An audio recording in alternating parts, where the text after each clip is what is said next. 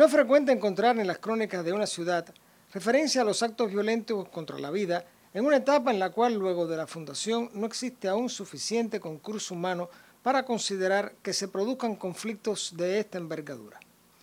Matanzas cuenta con el privilegio de poseer una valiosa y bien documentada relación de este primer suceso que marcó además un momento particularmente importante de su historia.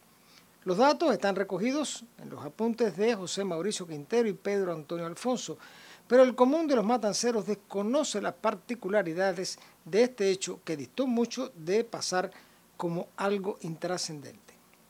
El 20 de enero de 1778, a las 4 pasado meridiano, un hombre que cruzaba por el llamado Paso de Barroso, en el río Las Cañas, cerca de la hacienda La Sierra, propiedad del conde de Jibacoa, encontró el cuerpo semisumergido de un hombre muerto, atado a una pesada piedra. El difunto llevaba en el agua varios días y el retardo de su completa descomposición se debía a la fría temperatura del agua en el mes de enero. Al examinar el sujeto se le encontró varias heridas de arma blanca y un fuerte golpe en la cabeza. Avisadas las autoridades, el difunto fue conducido de inmediato a la ciudad para ser puesto a disposición de la justicia.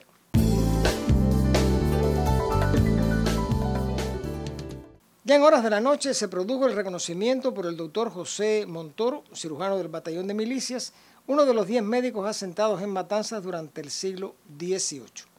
El doctor Montoro determinó que la muerte se había producido sobre las 3 pasado meridiano del 12 de octubre, por lo que llevaba 8 días de muerto y encontró que el occiso presentaba 3 heridas. La primera por el lateral izquierdo, atravesaba el cuerpo a nivel del segundo arco costal hasta el lateral derecho, entre el tercero y el cuarto arco, y la segunda y tercera eran de tipo contuso a nivel coronal y occipital. Ambas fracturas del hueso subyacente. Lo más notorio del examen resultó ser la total mutilación de los genitales. A partir de este momento se produjeron acontecimientos de importancia histórica. Se trataba del primer homicidio registrado en la ciudad desde su fundación en 1693. Se realizaba la primera intervención de tipo médico legal o forense documentada y se iniciaba la primera pesquisa por una causa criminal en una ciudad que aún no tenía ni abogados ni policías. Lo que resulta del todo notable fue el orden y secuencia de las diligencias llevadas a cabo para realizar toda una pesquisa criminal en pleno siglo XVIII, cuando aún la criminalística no había dado sus primeros pasos. Los médicos cubanos, no obstante, estaban instruidos en el arte autópsico como parte de su formación académica, luego que se levantaran en Europa y los dominios coloniales las prohibiciones de abrir los cadáveres para su estudio.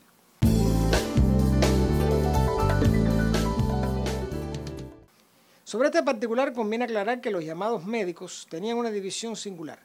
Aunque la existencia del protomedicato databa de mediados del siglo anterior, se distinguían los llamados médicos latinos, aquellos titulados por una universidad donde el latín era lengua de obligatorio dominio y conocedores de clínica y cirugía, y los médicos románicos, sin ningún dominio teórico, reducido su conocimiento a la parte práctica, esto es, la quirúrgica, situación que agrupaba a barberos y sangradores, aunque el término médico fuera aplicable a la generalidad. El difunto fue identificado pronto como José Quintana, esposo de Antonia María de Uncinga y Gálvez, unos 40 años mayor que su mujer, el sujeto. Las diligencias practicadas por el fiscal venido de La Habana fueron en extremo acuciosas y efectivas. Se llevó a cabo un proceso de investigación que en muy poco puede ser superado en la actualidad. Los interrogados varios habitantes, pronto se colocó en evidencia a la esposa por cuanto un tal Blas Martínez dijo que la Gálvez había tratado de convencerlo para que diera muerte a su esposo. Los entrevistados declararon la estrecha relación de la mujer con el trinitario José Jiménez, a quien se ocupó un arma que resultó adecuarse a las heridas en el cuerpo del difunto.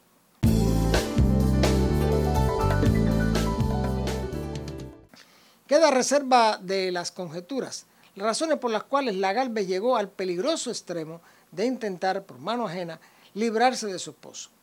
Puede suponerse que su matrimonio fue el fruto de una conveniencia puntual, sobre todo si estaba por medio cierto aseguramiento del futuro. La Matanza de entonces era una ciudad en prospecto de despoblamiento, por las escasas posibilidades económicas que se presentaban, de modo que la joven, de poco menos de 25 años, tendría algún oculto desagrado con el personaje que la suerte le adjudicó por marido.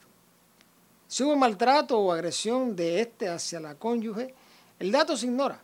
Lo que se conoce es que Quintana se ausentaba del domicilio por asuntos del trabajo en el interior de la isla, dejando a la esposa en soledad, al parecer demasiado sostenida para la tolerancia de la mujer.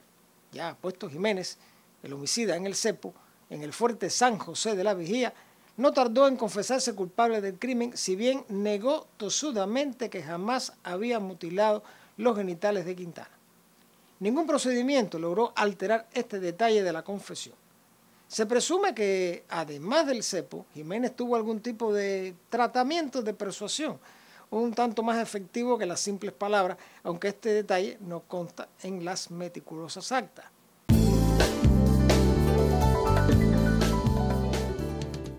Los autos del proceso contra Jiménez constituyen un documento de extremo valor. No solo se hizo una acusación fundada en derecho y con elementos de medicina legal y criminalística, en momentos en que ambas disciplinas no existían en Cuba, sino que se realizó la primera ejecución pública de un acusado en Matanzas, de lo que se desprende que la Plaza de Gerona, llamada después Plaza de la Picota, cita en la esquina actual de Compostela y Cuba, se inauguró en esa fecha, aunque en no pocas ocasiones se utilizó con el fin de ejecución en la misma Plaza de la Vigía, sobre todo si se trataba de dar un escarmiento público. El reo Jiménez fue conducido montado en un burro hasta la Plaza de Gerona el 4 de septiembre de 1778. El propósito de utilizar una valgadura de este tipo era intencional, por cuanto ir montado sobre un caballo le adjudicaba de oficio la condición de caballero. Lo que se pretendía, además de la sentencia de muerte, era infamar al ejecutado de todas las maneras posibles. En Cuba no se llegó a los extremos vistos en otras partes de América, sobre todo América continental, en lugares como México y Perú, donde además de la condena a muerte se arrasaba la vivienda del condenado, se sembraba la tierra de sal para que no creciera en ella ni la hierba, y si era el caso, se colocaba una tarja de mármol donde estuvo su casa, recordando la pena del sujeto para que las generaciones futuras lo estuvieran y lo tuvieran por sabido.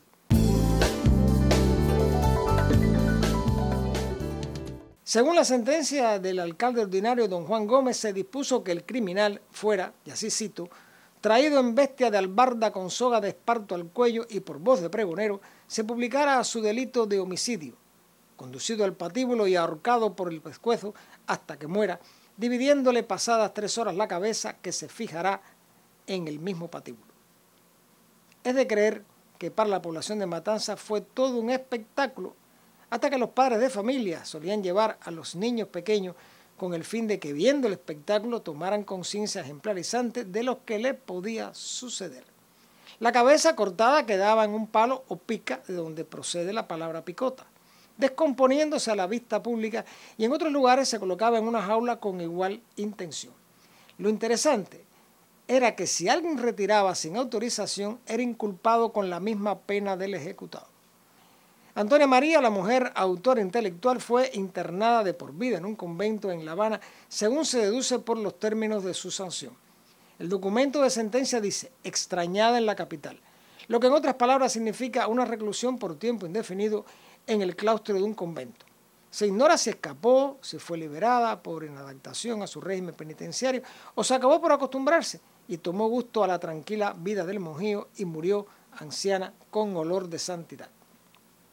Los escasos antecedentes de su conducta llevan a pensar en una personalidad impetuosa con no poco de atractivo sexual.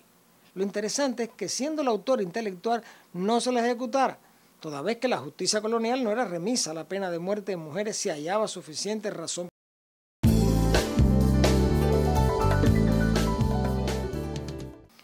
La consecuencia inesperada de esta ejecución fue unas coplas compuestas a propósito por un autor anónimo que el propio alcalde tuvo a bien recoger, de modo que se rescataran para la posteridad, devenidas la primera obra literaria de la ciudad, aunque su calidad poética sea cuestionable, por cuanto se revela como una sencilla improvisación popular.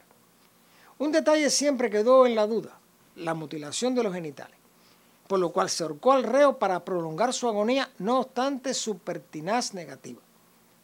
En realidad era cierta la declaración de Jiménez en cuanto a sostener a ultranza que no lo hizo. Luego de varios días en el agua, los pequeños y voraces peces del río depredaron el cadáver, haciendo desaparecer o parecer mutilación lo que eran mordeduras, pero los peces no hablan y no pudieron prestar declaración.